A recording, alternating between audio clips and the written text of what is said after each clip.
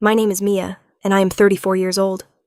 I never thought I would be standing in my mother-in-law's kitchen, hands still wet from washing dishes, hearing my husband tell her to kick me out of our home so he could move his mistress in.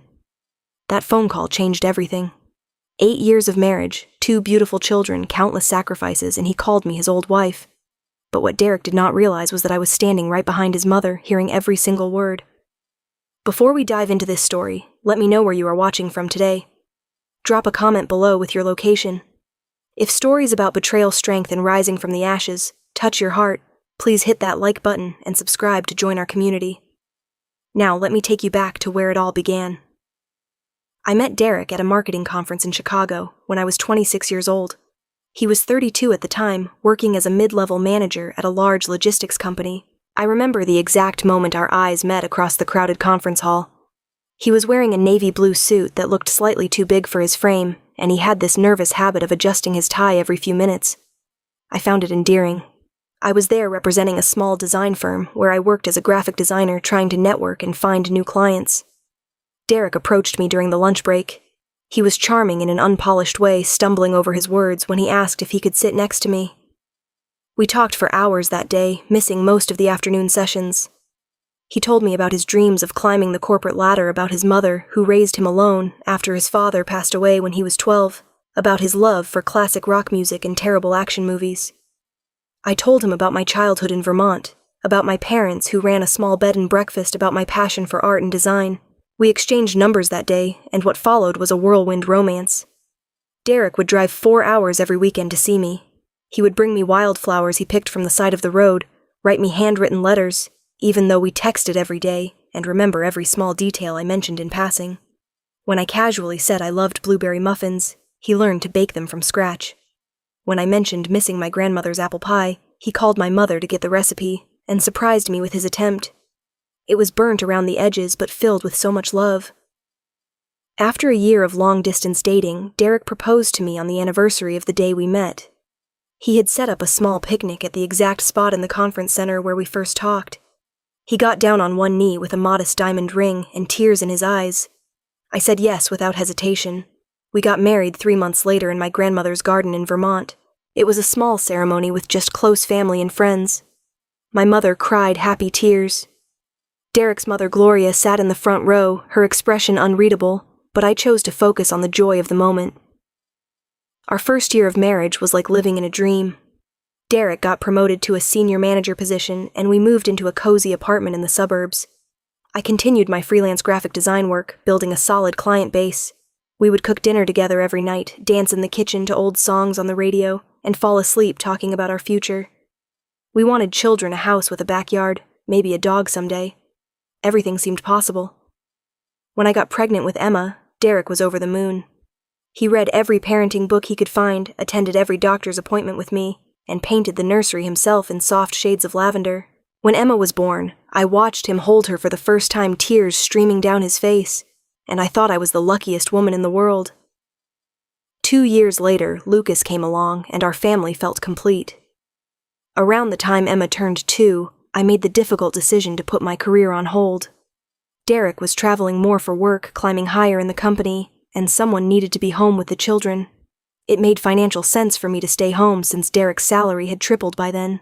He was now a regional director, overseeing operations across multiple states. I told myself it was temporary, that I would go back to work once the kids were in school. I told myself that my sacrifice was building something beautiful for our family.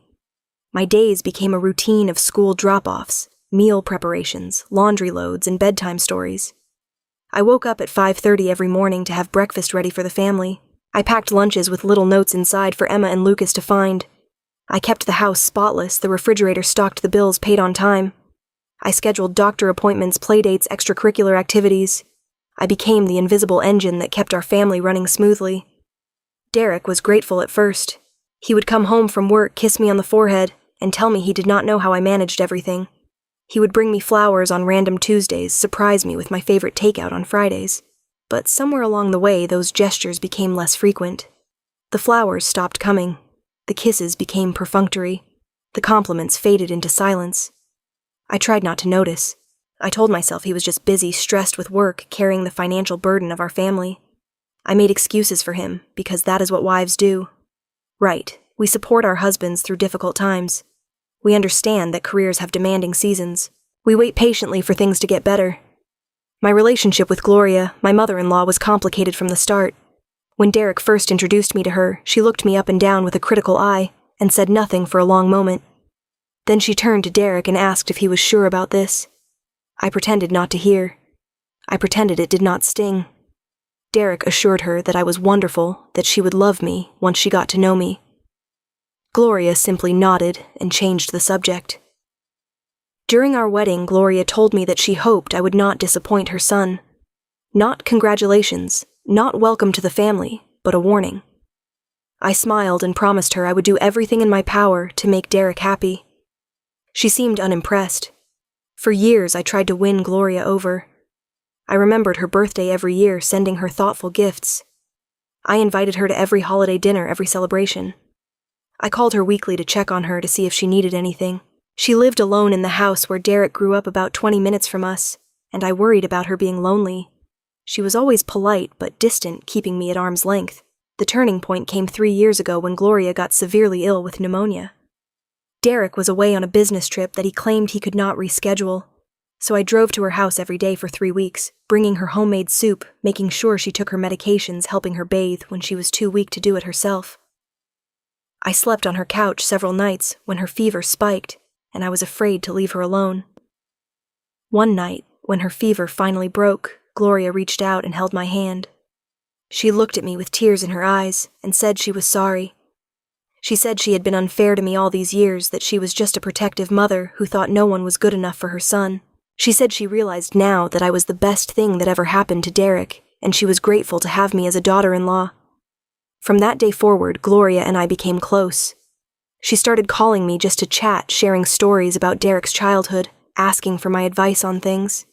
She adored Emma and Lucas, spoiling them with cookies and toys every time they visited. When I needed a break, she would happily take the kids for a weekend, and I knew they were in the best hands. I finally felt like I had a real family with her. Looking back now, I realize I was so focused on maintaining this perfect image of our family that I ignored the cracks forming beneath the surface. I convinced myself that every marriage had rough patches, that love required patience and perseverance. I believed that if I just kept trying harder, being a better wife, a better mother, things would eventually improve. I had no idea how wrong I was. The changes in Derek started slowly, so gradually that I almost missed them. About 6 months before everything fell apart, I noticed he was traveling more frequently for work. What used to be 2 business trips a month became 4, sometimes 5. The trips that used to last 3 days stretched into a week, sometimes longer. When I asked about it, he explained that the company was expanding into new territories in the Southwest, and he was leading the initiative. I had no reason to doubt him. Derek had always been ambitious, always chasing the next promotion, the next achievement. I was proud of his success, even if it meant more time apart. I told myself that his hard work was providing for our family, giving Emma and Lucas opportunities I never had as a child. I swallowed my loneliness and smiled when he came home, but then I started noticing other things. Derek began paying more attention to his appearance than ever before. He bought new suits, new ties, new shoes. He started going to the gym religiously, something he had not done since we first started dating. He changed his cologne to something more expensive, more sophisticated. When I complimented him on looking good, he just shrugged and said he needed to present well for important client meetings. His phone became a fortress. It was always face down on tables, always within his reach. He changed his password, and when I asked him what the new one was, he said he had to be more careful with company information. He never left his phone unattended anymore, taking it even to the bathroom. At night, he would sometimes get up and go outside to the balcony to take calls, closing the door behind him so I could not hear. One night, I woke up around 2 a.m. to find his side of the bed empty. I heard muffled voices coming from the bathroom and tiptoed to the door. I could hear him whispering, his voice low and tender, in a way I had not heard in years. I caught fragments of sentences. I miss you too. Next week I will figure something out. I cannot wait to see you again. When he came back to bed, I pretended to be asleep. He did not say anything, just lay down and turned away from me.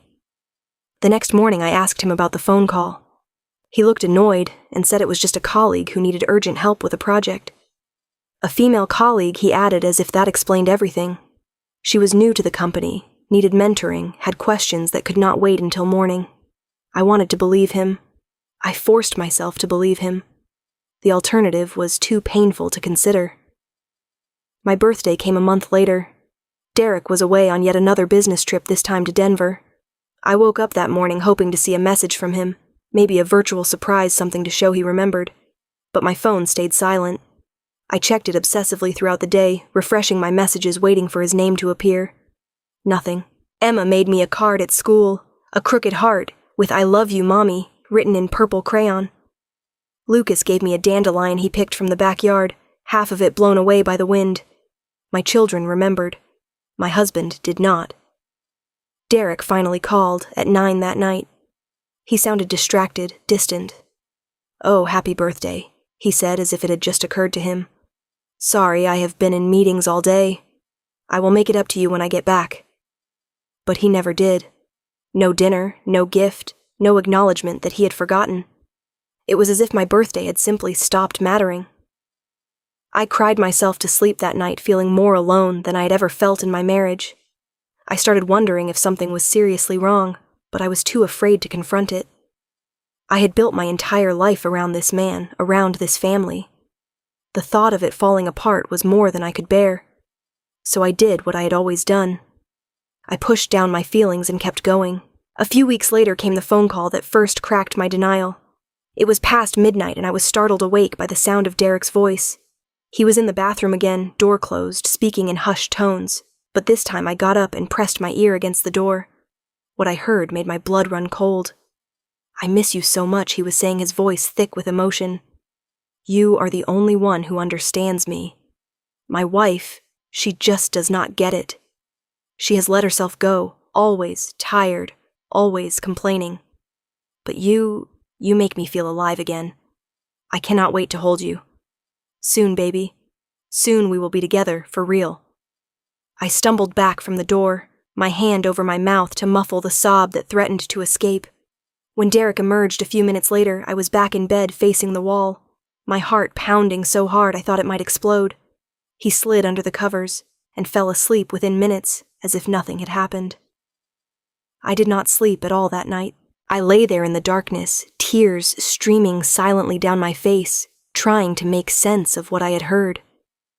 Part of me wanted to confront him immediately, to demand answers, to fight for my marriage. But another part of me was paralyzed with fear. What if it was true? What would happen to Emma and Lucas? Where would we go? How would I survive for weeks after that night? I walked around in a daze. I went through the motions of my daily routine, cooking, cleaning, caring for the children. But inside, I was falling apart. I started looking for more signs, checking his pockets, searching his car, trying to find proof of what I suspected. But Derek was careful. He left no traces, no receipts, no love letters. I had nothing concrete, just my intuition screaming that something was very wrong. I started having nightmares, waking up in cold sweats, dreaming of Derek leaving me for another woman. I lost weight because I could barely eat. I snapped at Emma and Lucas for small things, then felt crushing guilt afterward. I was losing myself and I did not know how to stop it. Looking back, I realized I was experiencing all the classic signs of a wife whose husband was cheating. But I was so deep in denial, so desperate to hold my family together, that I refused to see what was right in front of me. I kept hoping I was wrong, that there was some innocent explanation for everything. I kept waiting for Derek to come back to me, to be the man I married. He never did, and I was about to find out just how far he had truly gone. The business trip that would change everything started on a Tuesday morning in October. Derek came downstairs with his suitcase already dressed in his travel suit, his expression distant as usual. He told me he was going to Phoenix, Arizona for 2 weeks to negotiate a major contract with a new client. The company was counting on him to close this deal, he said. It could mean a huge bonus, maybe even another promotion. 2 weeks seemed like a long time even by his recent standards. When I mentioned this, he dismissed my concern with a wave of his hand. "These things take time, Mia. You would not understand corporate negotiations." I bit my tongue and nodded. I had learned by then that questioning Derek only led to arguments I could not win. Before he left, he suggested that I take Emma and Lucas to stay with Gloria for a few days. It would give me a break, he said.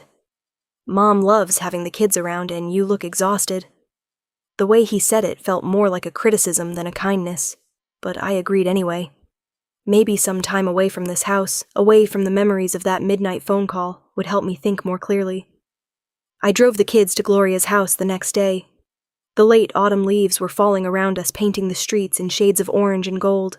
Emma chattered happily in the back seat about all the things she wanted to do with Grandma. Lucas clutched his favorite stuffed dinosaur and asked if Grandma would make her special chocolate chip cookies. Despite everything weighing on my heart, I smiled at their excitement. Gloria greeted us at the door with open arms. She looked healthy and happy. Her silver hair neatly styled her eyes bright behind her reading glasses. Come in, she said, ushering us inside. I have been cooking all morning. The house smelled like cinnamon and freshly baked bread, warm and comforting. The first few days at Gloria's were surprisingly peaceful. I helped her around the house, cleaning windows, organizing closets, tackling small repairs that had been neglected. We cooked meals together, the kitchen filled with laughter and the sounds of sizzling pans. Gloria told me stories from her youth about meeting Derek's father at a county fair, about struggling as a single mother after he died, about the pride and worry she felt watching Derek grow up. One evening after the kids had gone to bed, Gloria and I sat on her back porch drinking chamomile tea. The night was cool and clear stars scattered across the sky like diamonds on velvet. Gloria looked at me with concern in her eyes. Are you all right, sweetheart? She asked. You seem troubled. I considered lying, telling her everything was fine, putting on the brave face I had worn for so long. But something in her gentle gaze broke through my defenses. I found myself telling her about my fears about Derek's changes, about feeling disconnected from my own husband. I did not mention the phone call I had overheard. That felt too raw, too uncertain. But I told her enough. Gloria listened quietly, nodding occasionally, her weathered hands wrapped around her teacup. When I finished, she was silent for a long moment. Then she said something that surprised me. I have noticed things too, she admitted. The way he talks to you, the way he looks at his phone. I have been worried, but I did not want to interfere. I hoped I was wrong. We sat together in the darkness, two women bound by love, for the same man, both afraid of what we might discover. Gloria reached over and squeezed my hand. Whatever happens, she said, you are family. You and those beautiful children. Never forget that. Her words meant more to me than she could know. I went to bed that night, feeling slightly less alone, slightly more anchored. But the storm was just beginning to gather. During the first week of Derek's trip, his communication became increasingly sparse. He sent brief text messages, a few words here and there. Busy day, meetings running late, talk tomorrow. When I tried to call him, he rarely answered. When I suggested video calls so the kids could see him, he made excuses. The hotel Wi-Fi is terrible. I look awful after these long days. Maybe tomorrow. One evening, I finally got him on a video call. He looked different, tanned and relaxed, not like a man who had been stuck in conference rooms for days. Behind him, I could see what looked like a hotel room, but something felt off. When Lucas ran up to the screen shouting, "Daddy, Daddy," I heard a sound in the background. A woman's laugh quickly stifled. Derek's face flickered with something like panic before he recovered. Sorry, he said hastily. The TV is on. I should go early morning tomorrow. He ended the call before I could say goodbye. I sat there staring at my phone, my heart sinking. That was not a television. I knew the difference between a recorded laugh track and a real human voice. Someone was there with him. Someone he did not want me to know about. That night, I could not sleep. I lay on the guest bed at Gloria's house, staring at the ceiling, my mind racing with terrible possibilities. Finally, around midnight, I did something I had never done before in our marriage. I logged into our joint bank account and started reviewing recent transactions. What I found made my stomach turn. There were charges I did not recognize. A restaurant called La Maison in Phoenix, over $300. A boutique jewelry store, $800. A high-end spa, $500. A florist, $200. None of these were business expenses. None of these were for me. I scrolled through the statements with trembling fingers. More dinners, more hotels, more gifts. In the past month alone, Derek had spent over $4,000 on things that had nothing to do with his work. Money that should have been going to our children's college fund. Money that should have been building our future. Instead, it was being spent on someone else. The evidence was right there, undeniable, damning. My husband was having an affair. He was spending our family's money on another woman, while I scrimped and saved at home, buying generic brands and mending old clothes. While I sacrificed my career to raise his children and keep his house. While I gave him everything I had. I wanted to scream. I wanted to throw something. I wanted to call him and demand answers. But I knew I had to be smart. I took screenshots of everything, saving them to a private folder on my phone. I needed proof. I needed leverage. Because now I understood that the man I married was gone, replaced by a stranger I did not know at all. I cried silently that night, burying my face in the pillow so Gloria and the children would not hear. I mourned the life I thought I had. I mourned the future I thought we were building together. I mourned the love that had once felt so real and now felt like the cruelest lie. But somewhere beneath the grief, something else was stirring. Something harder, stronger, more determined. I was not going to let Derek destroy me. I was not going to let him throw away our family like garbage. If he wanted a war, I would give him one. And I would win. It was the 10th day of Derek's trip. The morning started like any other at Gloria's house. I woke early before the sun had fully risen and padded downstairs to start breakfast. The house was quiet, except for the gentle ticking of the old grandfather clock in the hallway. I found comfort in these early morning routines, the simple acts of cracking eggs and measuring flour, small things I could control when everything else felt like chaos. Emma and Lucas woke up around 7, tumbling into the kitchen with sleepy eyes and tangled hair. They settled at the kitchen table to watch cartoons while I prepared pancakes, their favorite. Gloria came down shortly after, dressed in her comfortable housecoat, her reading glasses perched on her nose. We ate breakfast together, the kids chattering about their dreams, Gloria listening with genuine interest. After the meal, Emma and Lucas migrated to the living room to continue watching their shows. Gloria sat at the kitchen table with her cup of tea, her phone resting beside her. I stood at the sink, washing dishes, my back to her, lost in my own troubled thoughts. That is when the phone rang. I heard Gloria say, "Derek, good morning," in that warm way mothers greet their children. Then I heard something that made my blood freeze. She had accidentally pressed the speaker button, something she often did because of her hearing difficulties, and Derek's voice filled the kitchen clear as day. "Mom, I need to talk to you about something important." His voice was casual, almost cheerful, with no hint of the gravity of what he was about to say. I stopped, washing my hands, motionless in the soapy water, barely breathing. "What is it?" honey, Gloria asked. "I have made a decision," Derek continued. "I am going to divorce Mia." The dish I was holding slipped from my fingers and clattered in the sink, but neither of them seemed to notice. My heart was pounding so loudly I was sure Gloria could hear it. Divorce. Gloria's voice was confused, concerned. "What are you talking about?" "I have met someone, Mom. Her name is Kristen. She is 28, beautiful, sophisticated. She understands me in ways Mia never has. She makes me feel alive again." I gripped the edge of the sink, my knuckles turning white. 28. Only 6 years older than I was when Derek married me. The irony was so bitter I could taste it. Kristen is everything Mia is not. Derek was saying, his voice growing more animated. She is exciting, she is passionate, she takes care of herself. Mia has let herself go, completely. All she does is complain about being tired, about the kids, about the house. She has become boring, Mom. I cannot spend the rest of my life with someone who puts in no effort. I felt like I had been punched in the gut. No effort, I had given him everything. I had given up my career, my independence, my identity. I had devoted 8 years of my life to making him happy, raising his children, keeping his home. And he thought I put in no effort. Gloria was silent.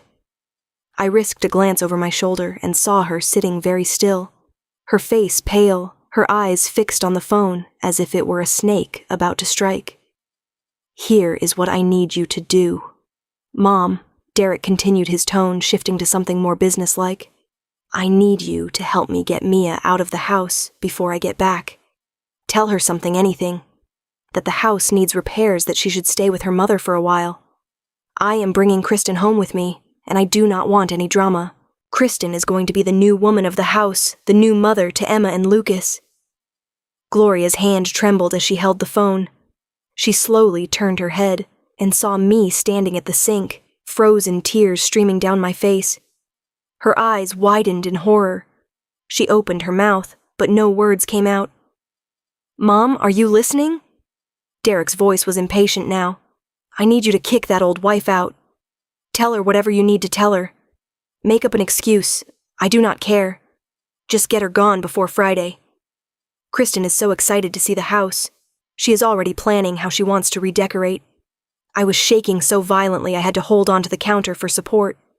Every word was a knife slicing through what remained of my heart. Old wife. Let herself go. Boring. Kick her out. Each phrase echoed in my head over and over, a cruel chorus of rejection. "And the kids will love," Kristen Derek added as if this were the most natural thing in the world. "She is young and fun. She will be a much better mother than Mia. Mia is always so stressed, so negative. The kids deserve someone who actually enjoys being with them." That was too much. My children. He was talking about replacing me in my own children's lives. The woman I had nursed through sleepless nights. The boy whose first word was mama. The two little humans I loved more than my own life. He thought this Kristen could waltz in and take my place. Gloria reached behind her, her hand searching blindly. She found my hand and gripped it with surprising strength. Her eyes were glistening with tears now, too. She gave me the slightest shake of her head, a silent message. "Stay quiet. Let him keep talking. So you will help me." "Right, Mom?" Derek asked. "I knew I could count on you. You never really liked Mia anyway. Remember? You always said I could do better. Well, now I have found better. Kristen comes from a good family. She has a real career. She is not some starving artist type like Mia was. You will love her." I watched Gloria's face transform. The shock faded, replaced by something I had never seen in her gentle eyes before. Fury. Pure, righteous fury. "Let me make sure I understand you correctly," Gloria said, her voice carefully controlled. "You want me to throw your wife, the mother of your children, out of her own home so you can move your mistress in?" "She is not a mistress, Mom," Derek said dismissively. "She is my future wife. And technically the house is in your name anyway, remember? You bought it for us when we got married, so you can decide who lives there." I had forgotten about that. The house was in Gloria's name. Derek's financial credit had been poor when we married, so Gloria had purchased the house and let us live in it. It was always understood that it would eventually be transferred to Derek, but now that detail took on new significance. "And what about Mia?" Gloria asked. "What about the 8 years she devoted to you? What about the career she gave up to raise your children? What about the woman who sat by my bedside for 3 weeks when I was sick because you were too busy with work?" There was a long pause. Derek had clearly not expected resistance. "Mom," he said finally, his tone less certain now, "that is all in the past. People change. Feelings change. I am not happy with Mia anymore. I have not been happy for years. Can you just do this for me? It will be easier for everyone if Mia is already gone when I get back." Gloria looked at me, her eyes asking a silent question. I nodded slightly. I needed to hear everything. I needed to know exactly who my husband had become. "Tell me more about this," Kristen Gloria said, her voice dangerously sweet. "Where did you meet her?"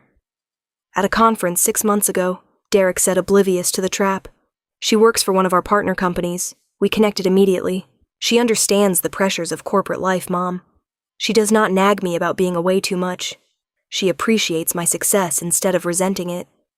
"And the jewelry you have been buying?" Gloria asked. She had been watching the bank statements too, I realized. She had known something was wrong and had been gathering her own information. "How do you know about that?" Derek sounded surprised, then annoyed. "Have you been checking my accounts?" "That is my personal business, Mom. I have access to the family account," Gloria said simply. "The same account your wife uses to buy groceries for your children. The same account that has been drained by expensive dinners and spa days in Phoenix." Another long pause. Then Derek laughed, a harsh sound without any real humor. "Fine, yes, I have been treating Kristen." So what I earn that money, I can spend it however I want. Mia should be grateful she has had it as good as she has for this long. That was the moment something inside me died. Not my spirit, not my will to fight. What died was the last shred of love I had been clinging to, the desperate hope that maybe this was all a misunderstanding.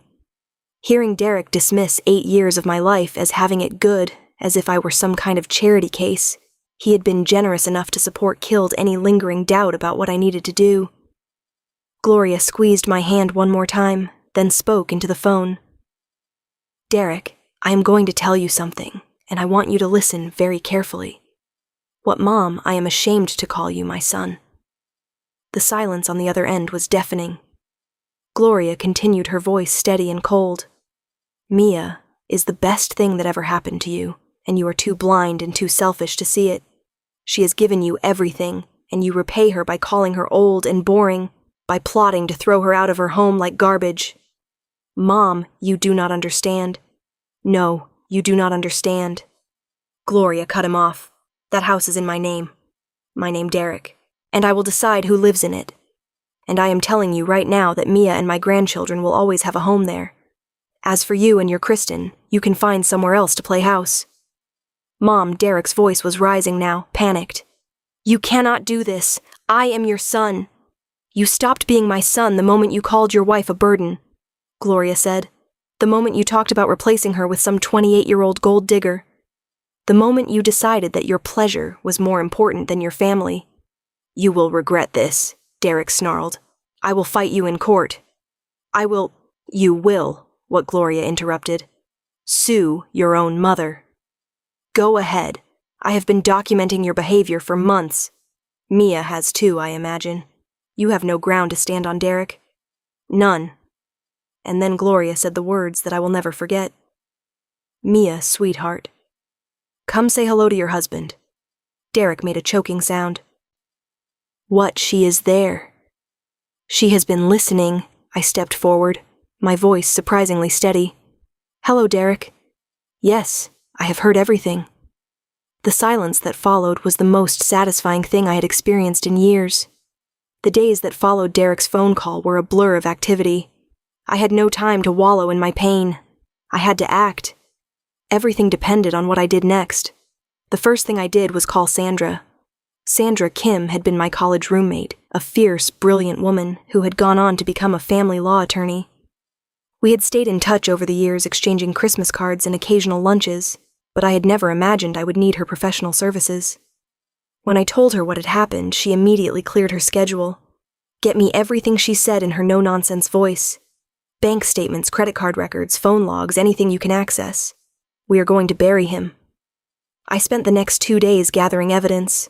I downloaded every transaction from our joint accounts, highlighting the suspicious expenditures. I found the address of the apartment Derek had rented for Kristen in Phoenix. I discovered that his 2-week business trip actually only involved 3 days of actual meetings.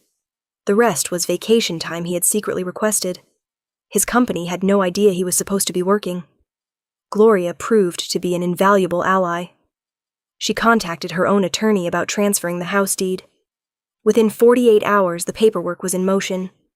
The house that Derek thought he would share with his mistress would belong to me, free and clear. My mother flew in from Vermont as soon as I called her. She arrived at Gloria's house with a suitcase and a determined look in her eyes. She had never liked Derek, she admitted to me that night. She had always thought there was something calculating behind his charm, something selfish in the way he treated my ambitions as less important than his own. But she had held her tongue because she wanted me to be happy. You raised me to be strong, I told her. Now I need to prove it. She hugged me tight. You have always been strong, baby. Now the world is going to see it. Sandra flew down from New York to help me prepare.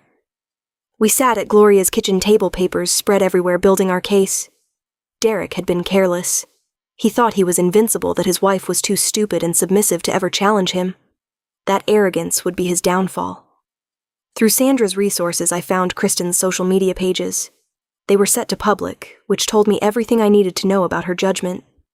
I scrolled through photos of her and Derek together, smiling on beaches, toasting with champagne, looking like a couple without a care in the world. In one photo, she was showing off a diamond ring. The caption read, "My love finally popped the question. I am going to be Mrs. Henderson." He proposed to her, while still married to me, while still living in our house, while his children asked every night when Daddy was coming home. He had promised himself to another woman. I saved every photo, every post, every piece of evidence of their affair. Sandra assured me that in our state, adultery could significantly impact divorce proceedings. Derek was about to learn that actions have consequences, but I was not just building a legal case. I was rebuilding my life. I reached out to old clients, letting them know I was available for freelance design work again. The response was overwhelming. 3 former clients immediately offered me projects. One said she had been looking for a designer with my style for months. Within a week, I had enough work lined up to start generating income. I also started taking care of myself again. Not for Derek, not for any man, but for me. I started running in the mornings, something I had loved before the kids were born.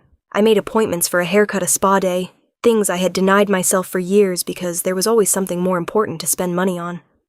I bought new clothes that made me feel confident, not the shapeless mom uniforms I had been hiding in. Emma and Lucas sensed that something was different. Kids are perceptive that way.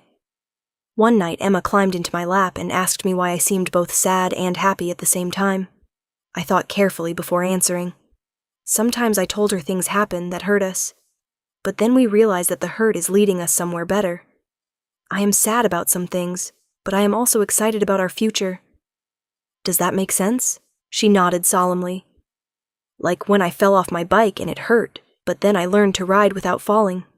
Exactly like that, sweetheart. Exactly like that. Gloria watched me transform with pride in her eyes. One afternoon, she called me into her living room with a serious expression. She handed me an envelope. "I was going to wait until the divorce was final," she said, "but I want you to have this now." Inside the envelope was the deed to the house already transferred into my name. "Consider it a gift," Gloria continued, "for being the daughter I always wanted." I broke down crying, overwhelmed by her generosity. "We are family," she said, holding me tight. "And family takes care of each other." By the end of that week, I had everything in place. Sandra had drafted divorce papers that protected my interests and the children's future. Gloria had secured the house. My freelance work was generating income. My mother was there for emotional support. I was surrounded by strong women who loved me, and for the first time in years, I felt like myself again. Derek was coming home in 3 days. He thought he would find his wife gone, his mistress waiting his new life ready to begin. He had no idea what was actually waiting for him. I looked at myself in the mirror the night before his return. The woman staring back at me was different from the one who had heard that devastating phone call just 10 days ago. This woman had fire in her eyes. This woman was ready to fight. "Bring it on, Derek," I whispered to my reflection. "Bring it on." Derek arrived home on a Friday afternoon. I was already there waiting for him. The house was spotless. Emma and Lucas were at Gloria's place. I wanted to have this conversation without them present. I heard his car pull into the driveway and watched through the window as he got out.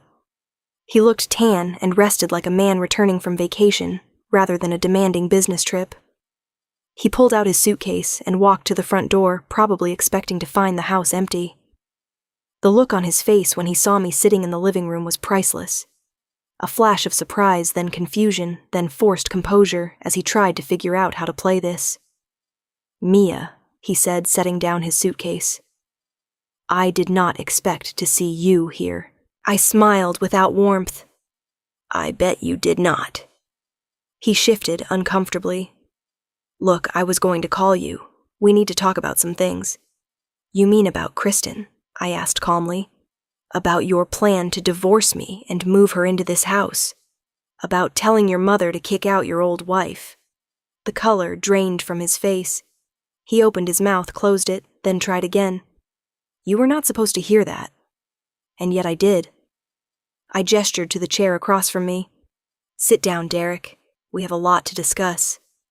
He sat, but his eyes were darting around the room, looking for an escape route. "Listen, Mia. I know you are upset. But let me explain. Explain what I interrupted. Explain how you have been cheating on me for 6 months. Explain how you spent over $4,000 of our family's money on your mistress.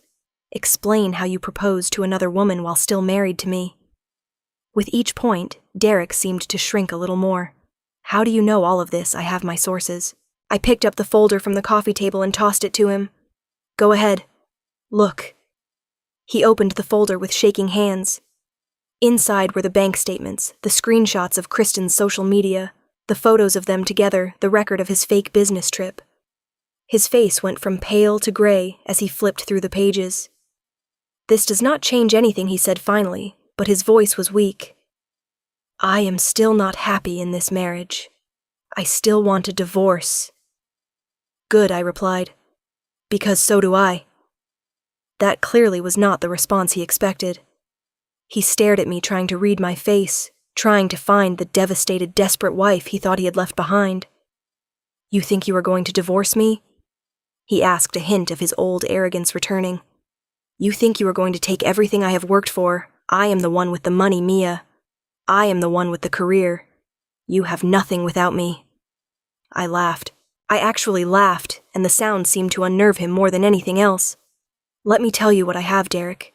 I have the house. Your mother transferred the deed to me 3 days ago. It is in my name now. You have no claim to it. She cannot do that." He was half shouting now. "That house was meant for me." "It was in her name," I said simply. "She can do whatever she wants with it. And she chose to give it to the person who actually cared for her when she was sick. The person who treated her like family even when she was not welcoming. Do you even remember the last time you visited your own mother, Derek?" He fell silent, unable to answer. "I also have evidence of your adultery," I continued. "Enough to affect asset division significantly. My lawyer has already reviewed everything. The divorce will not go the way you planned." "Your lawyer?" He looked stunned. "You have a lawyer, Sandra Kim. She is very good. You might want to find one of your own." Derek's confident facade cracked completely. He ran his hands through his hair, looking around the room as if searching for answers. "This is not how this was supposed to go," he muttered. "I know. You were supposed to come home to an empty house and a willing mistress. But here is the thing, Derek. You forgot who you were dealing with. You forgot that I am not the pushover you thought I was." I stood up and walked to the window, looking out at the street where we had imagined our children would play for years to come. "You know what really hurts," I said, my voice softening for the first time. "It is not the cheating. It is not the lies. It is that you could not even give me the respect of telling me the truth. You had to sneak around, manipulate your mother, plan this whole elaborate scheme. If you were unhappy, you could have talked to me. We could have tried counseling. We could have separated with dignity. But instead, you chose to treat me like an obstacle to be removed." "Mia," he started. I turned back to face him. 48 hours. That is how long you have to pack your things and leave. You can stay with Kristen. You two deserve each other. You cannot kick me out of my own house." I reached into my pocket and pulled out the deed. "Actually, I can. This is my house now. And you are no longer welcome in it." Derek stared at the document, his mouth hanging open. Then something shifted in his expression. Desperation replaced arrogance. He dropped to his knees. "Mia, please. I made a mistake. A huge mistake. I will end things with Kristen. I will do whatever you want. Please, I cannot lose my family." I looked down at the man I had once loved more than anything in the world. The man who had made me laugh until my sides hurt. The man who had held my hand when our children were born. He was crying now, tears streaming down his face, begging for forgiveness. For one brief moment, I felt something like pity. Then I remembered his words on the phone. "Old wife. Let herself go. Kick her out." The pity vanished. "You should have thought about your family before you started sleeping with another woman," I said quietly. "Before you proposed to her. Before you called me boring and obsolete. Before you asked your mother to throw me out like garbage. You made your choice, Derek. Now live with it." "The kids," he sobbed. "What about Emma and Lucas? You will see them according to the custody arrangement my lawyer is drafting. Every other weekend holidays on rotation. You are still their father. But you are no longer my husband." I walked to the front door and opened it. 48 hours, Derek. I suggest you start packing." He stumbled to his feet, wiping his face, trying to salvage some dignity. "You will regret this, Mia. When you are alone and struggling, you will wish you had given me another chance." I smiled sadly. "No, Derek. I spent 8 years regretting that I lost myself in you, that I made your dreams bigger than my own, that I accepted crumbs and called them a feast. I will not regret taking my life back. Not ever." He picked up his suitcase and walked past me without another word. I watched him drive away, and for the first time in months, I took a deep breath that did not feel like it was being squeezed out of me. The battle was won. The war was over. And I was still standing. The months that followed Derek's departure were not easy. I would be lying if I said they were. There were nights when I cried myself to sleep, mourning not the man Derek had become, but the man I thought he was. There were moments of doubt, of fear, of wondering if I had done the right thing. There were conversations with Emma that broke my heart, explaining why Daddy did not live with us anymore, in terms a 6-year-old could understand. But there were also moments of unexpected joy. The first time I submitted a design project under my own name again. The first time I received a paycheck that I had earned through my own talent. The first time I looked in the mirror and liked what I saw, not because of how others perceived me, but because of who I was becoming. Gloria became my rock during those difficult months. She came over for dinner at least twice a week, helping with the kids, sharing stories, filling the house with warmth. She told me that cutting Derek out of her life was the hardest thing she had ever done, but also the most necessary. Some lessons, she said, can only be learned through consequences. Derek's downfall came faster than any of us expected. Someone at his company discovered that he had been falsifying his travel expense reports for months, billing personal trips as business expenses. He was fired immediately. When Kristen found out he had lost his prestigious job and his house and his family, she dropped him faster than a hot potato. Last I heard, he was living in a small apartment across town, working as a mid-level salesman at a company a fraction of the size of his former employer. I did not gloat. There was no satisfaction in seeing him fall. There was only a quiet acknowledgement that choices have consequences, and Derek had made his. My mother stayed with us for 3 months, helping me get back on my feet. Before she returned to Vermont, she told me how proud she was. "You did what I always hoped you would do," she said. "You chose yourself. Never apologize for that." Sandra handled the divorce proceedings with surgical precision. I received full custody of the children, the house was mine, and Derek was required to pay child support. It was more than fair given the circumstances. Sandra told me she had seen many divorces, but few with such clear evidence of wrongdoing. Derek had essentially handed us the ammunition to destroy him. Around 6 months after the divorce was finalized, I started seeing a therapist. Her name was Dr. Amelia Foster, a kind woman in her 50s who specialized in helping women rebuild after trauma. With her help, I began to untangle the years of self-neglect and self-doubt that had accumulated during my marriage. I learned to set boundaries. I learned to value my own needs. I learned that being a good mother did not mean erasing myself. I also joined a support group for divorced women. There I met others who had walked similar paths, some with stories even more painful than mine. We shared our experiences, our fears, our victories. We celebrated each other's milestones. We held each other up when the weight became too heavy to carry alone. Those women taught me that community is one of the most powerful forces for healing. My freelance business grew beyond what I had imagined possible. Within a year, I had more clients than I could handle alone. I hired an assistant, a young woman fresh out of design school, who reminded me of myself at that age. Training her forced me to articulate things I had always done instinctively, and in teaching her, I taught myself again why I loved this work. Emma and Lucas adjusted better than I had feared. Children are resilient, more resilient than we give them credit for. They still saw Derek on designated weekends, and I made sure never to speak ill of him in their presence.